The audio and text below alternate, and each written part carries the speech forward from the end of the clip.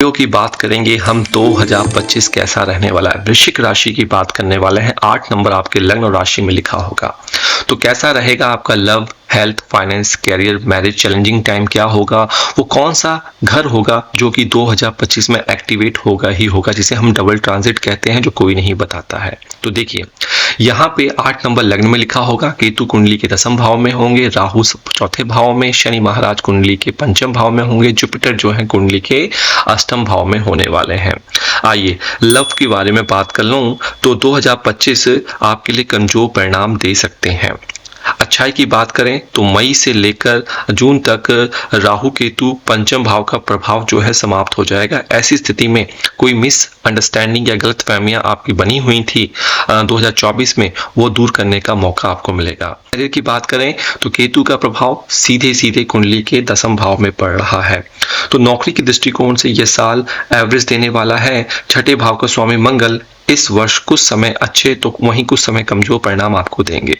मंगल आपको average result देते हुए नजर आ रहे हैं। जनवरी से लेकर मार्च के महीने तक शनि की दृष्टि छठे भाव पर रहेगी। नौकरी को लेकर कुछ असंतोष मन मस्तिष्क में आ सकता है, लेकिन उसके पश्चात आपकी ग्रुप बॉन्डिंग बहुत अच्छी हो जाएगी।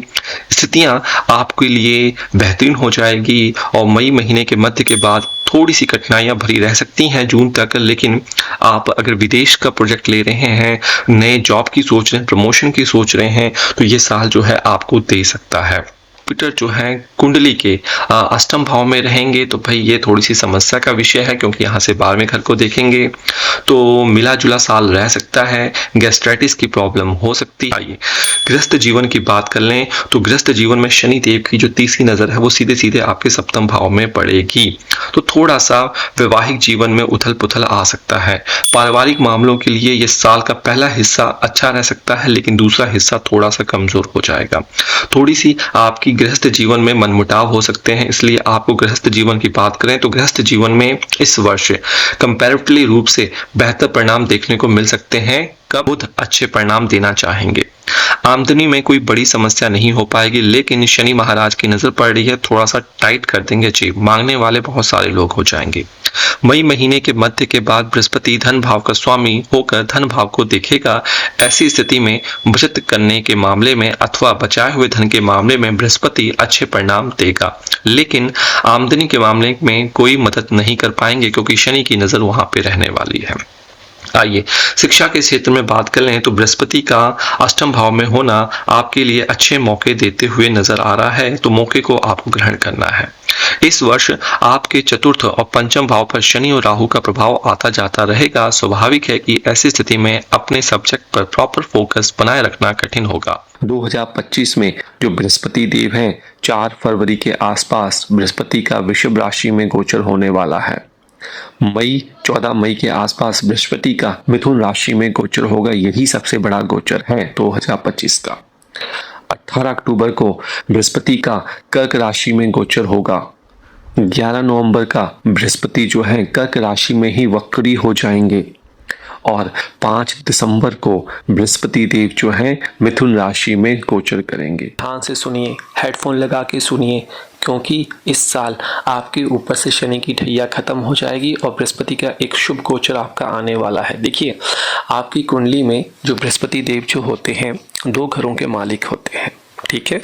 एक तो 9 नंबर सैजिटेरियस आपके दूसरे घर में पड़ती है राशि, और आपके 5वें घर पे राशि पड़ती है 12 नंबर। और इस साल जो बृहस्पति देव का गोचर होगा वो आपके 8वें घर पे होने वाला है, तो 8वें घर पे आपकी 3 नंबर की राशि पड़ेगी, क्योंकि बृहस्पति देव जो हैं वो टॉरस से आपके 7वें भाव से निकलकर आपके 8वें भाव में जाएंगे। तो इस गोचर को अगर मैं सही शब्दों में कहूँ तो अनुकूल नहीं कहा जाता है। बहुत ज़्यादा आपकी सावधानियाँ आपको बरतनी होती है। आपके कार्य क्षेत्र में जहाँ पे आप जॉब करते हैं थोड़ी सी अड़चनों का आपको सामना करना पड़ सकता है। आपके बनते हुए कार्य या बनती हुई चीज़ें जो हैं वो आपकी धन हानि हो सकती है, तो कुछ ज़्यादा खर्च करने की मत सोचिए। बहुत ज़्यादा एक्सपेक्टेशन मत कीजिए कि मुझे ये भी ले लेना है, मुझे ये भी करना है, मुझे वो भी करना है। नहीं तो भाई ये आपके लिए समस्या का विषय है, कुछ भी नहीं कर पाएंगे, फिर आपको पछतावे के अलावा कुछ नहीं वहाँ होने वाला है। तो अपने खर्चों पे आपको कंट्रोल करने की आवश्यकता है। थोड़ा सा स्वास्थ्य की फिर से आपको सावधानी रखने की आवश्यकता है। जैसे शनि की ढैया ने आपको तंग किया था, ये अष्टम भाव भी आपको तंग कर सकता है। स्वास्थ्य में गिरावट आपको दे सकता है, क्योंकि ये जो 8वां घर है, आपके अगर पत्नी है तो ये आपके पति का मांगल्य स्थान है, अगर आप हस्बैंड हैं तो ये आपकी पत्नी का मांगल्य स्थान है। तो 7वें भाव का ये यहाँ पे नुकसान कर सकता है, उस पर खर्चा करवा सकता है। तो आपको अपने पति पत्नी के भी हेल्थ की बहुत देखभाल करनी होगी। देखिए, जब बृहस्पति देव कुंडली के अष्टम भाव में होते हैं तो यहाँ से नज़र जाती हैं 3 नज़रें। पहली नज़र जब जाएगी बृहस्पति की, 5वीं नज़र आपके 12वें भाव पे, जो कि खर्चों वाला भाव है, जो कि बड़ी बीमारियों वाला भाव है, जो पेरेंट्स का भाव है। आपकी यात्राएं करवा सकता है, जो धार्मिक यात्राओं के योग बना सकता है। इसका ध्यान रखिए। आपको स्पिरिचुअल बहुत अच्छा बना सकता है, लेकिन आपको ये यहाँ पे थोड़ी सी प्रॉब्लम दे सकता है खर्चों की। उसके साथ ही 7वीं नज़र आपके फ्लो ऑफ इनकम में पड़ती है, तो फ्लो ऑफ इनकम, उस पर रुकावट आ सकती है, खर्चे आपके बढ़ सकते हैं। देखिए, राहु जो है कुंडली के 4थे घर में गोचर करेगा और गोचर करते हुए आपसे कहेगा सबसे पहले आप ज्योतिष का चैनल को लाइक और सब्सक्राइब कर लें। ये राहु ही कहेगा, मजाक कर रहा हूं मैं आपसे। चलिए, वृश्चिक राशि फल में 4थे घर में ये गोचर करेंगे। 4थे घर से ये आपके 10वें घर को देखेंगे, आपके 8वें घर को देखेंगे, ठीक है, और ये आपकी कुंडली के 12वें घर को देखेंगे। तो एक छुपा हुआ घर, कैरियर वाला घर और विदेश यात्रा और खर्चे वाला घर, तीनों को एक्टिवेट करेंगे। तो मैं इसको ज्यादा आपके लिए बेहतरीन नहीं कह सकता हूं, ठीक है, क्योंकि ये आपके खर्चे बढ़ा देगा। इस गोचर से आपके परिवार में असंतुलन आ सकता है। वृश्चिक वाले ध्यान रखें, परिवार में आपसी सामंजस्य की कमी और प्रेम की भावना का ह्रास हो सकता है, क्योंकि 12वां घर यहाँ पे एक्टिवेशन हो रहा है। 12वां घर जो होता है वो आपके रोमांटिक रिलेशनशिप, बेड प्लेजर का भी हो सकता है, उसमें ये कमी ला देगा। और ये कमी अगर आपके पास बन गई, ये क्रिएट हो जाता है, आपके लव रोमांस, आपकी मैरिड लाइफ में अगर गैप बन जाता है और आप बनने देंगे इसे, तो भाई आप भूल जाइए कि आपका जो पार्टनर होगा आपकी तरफ कमिटेड होगा।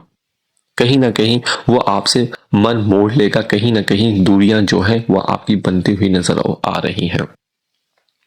हाँ, तो क्योंकि 4थे घर में ये आ रहे हैं, तो आपके घर में कुछ नया आ सकता है, फर्नीचर आ सकता है, कुछ बड़ी चीजें आ सकते हैं, कुछ रिनोवेट आप कर सकते हैं। आपको घर का किसी न किसी माध्यम से सुख मिल सकता है, इस बात का आपको ध्यान रखना है। और घर, क्योंकि 10वें घर पे भी राहु की नजर हो रही है, पड़ रही है, तो ये आपके कार्य क्षेत्र में आपको बहुत ज्यादा बिजी रख देगा। आप अपने आप को बहुत व्यस्त रखने की कोशिश करेंगे, मतलब कि अननेसेसरी आप व्यस्त हो जाएंगे। और जब ये व्यस्त हो जाएंगे तो आपके पास जो पॉजिटिव मोमेंट होता था, वो पॉजिटिव मोमेंट आपके नेगेटिव में चला जाएगा।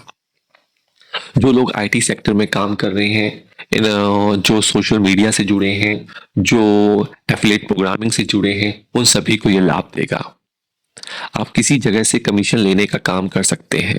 इस गोचर के प्रभाव से आपको थोड़ा सा छाती से संबंधित समस्याएं हो सकती हैं, तो आपको अपने परिवार का ज्यादा ध्यान रखना है। अपने परिवार से ज्यादा दूर जाने की सोचेंगी तो आपको प्रॉब्लम यहाँ पे दिखती हुई नजर आ रही है।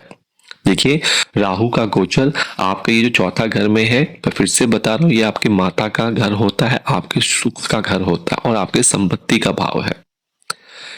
इस समय घर, वाहन या संपत्ति की खरीदारी आप कर सकते हैं। अगर आपकी माता है तो उनके साथ मधुर संबंध आपके हो सकते हैं। घर में थोड़ा सा आप अपना टाइम दें, अपने पार्टनर को टाइम दे, फैमिली को टाइम दे, तो सुख शांति बढ़ेगी। आपके प्रेम संबंधों में मजबूती आएगी, जो कि पहले शनि की ढैया में खत्म हो गई थी। आप अपने रिश्तों को अपने ऊपर एक भार समझते थे, वो भारपन आप दूर करेंगे। आप अपने पति पत्नी की तरफ और ज़्यादा आकर्षित होंगे और ऐसा आपको करना भी चाहिए। आप अपने प्रेमी के साथ अच्छे अटूट बंधन में जुड़ेंगे। आप अपने प्रियतम के और निकट आएंगे। उनसे आपके संबंध मजबूत होते हुए जाएंगे। देखिए, जब चौथे घर में शनि होता है तो ढैया चलते तो कोई ना कोई बीच में कोई ना कोई ऐसा मुद्दा बनता है जो कि डिवोर्स जैसी सिचुएशन, अलगाव जैसी स्थिति ले आता है। तो जब पांचवें घर में ये होंगे, आप अपने रिश्ते को सच्चाई से जिएंगे और अपने रिश्ते के लिए बहुत कुछ करना चाहेंगे जैसा आप करते आए थे। आप प्रयास करेंगे, आपको ही करना होगा, तो आपका अपनी मनपसंद के व्यक्ति से विवाह भी हो सकता है। आपकी लव, केमिस्ट्री, सेक्सुअल लाइफ बहुत अच्छी यहाँ पे बनती हुई नजर आ रही है। इस पे वर्कआउट करने की और ज़्यादा आवश्यकता है। आप इस दौरान अगर आपकी नौकरी छूट गई है तो शनि महाराज आपकी नौकरी दिलवा देंगे। अगर आप स्विच करने की सोचते हैं तो स्विच करवा देंगे। लेकिन फिर से मैं बताऊं, जुलाई से नवंबर के बीच शनि महाराज जो है रेट्रोग्रेड होंगे, तो ढैया का थोड़ा सा इफेक्ट फिर से देखने को मिल सकता है। बस यहाँ पे आपको थोड़ा सा ध्यान रखने की आवश्यकता है। आपका ओवर कॉन्फिडेंस यहाँ पे नहीं होना चाहिए। आपका जिद्दीपन स्वभाव यहाँ पे नहीं होना चाहिए, क्योंकि यहाँ पे भी कोई ना कोई ऐसा इंसान आएगा या कोई वस्तु ऐसी आएगी जो मतभेद करवा सकती है। इसके बाद या इससे पहले का समय आपका अनुकूल रहने वाला है। संतान अगर प्राप्ति नहीं हुई है और चाहते हैं संतान, तो शनि महाराज यहाँ पे संतान भी दे देते हैं। लेकिन अगर आपकी खुद की संतान है तो उसकी थोड़ी सेहत का आपको ध्यान देने की आवश्यकता है। तो आपकी संतान की पूर्ति जो है शनिदेव जो है पूरा का पूरा कसर यहाँ पे निकाल देते हैं। जो ढैया में आपको पीड़ा दी थी वो पीड़ा का निदान आपकी संतान यहाँ पे हल लेती है। आपकी खुशी का कोई ठिकाना नहीं रहता है। आपकी आमदनी में बढ़ोतरी होती है। बिजनेस करने वाले जातकों को अपनी आमदनी में बढ़ोतरी के लिए कुछ नई विशेष नीति अपनानी चाहिए, कुछ नया सोचना चाहिए, इनोवेटिव सोचना चाहिए। शेयर मार्केट में इन्वेस्टमेंट करना चाहते हैं, लाभ मिलेगा। शनि महाराज ने थोड़ा आराम से आपको इन्वेस्टमेंट करना होगा।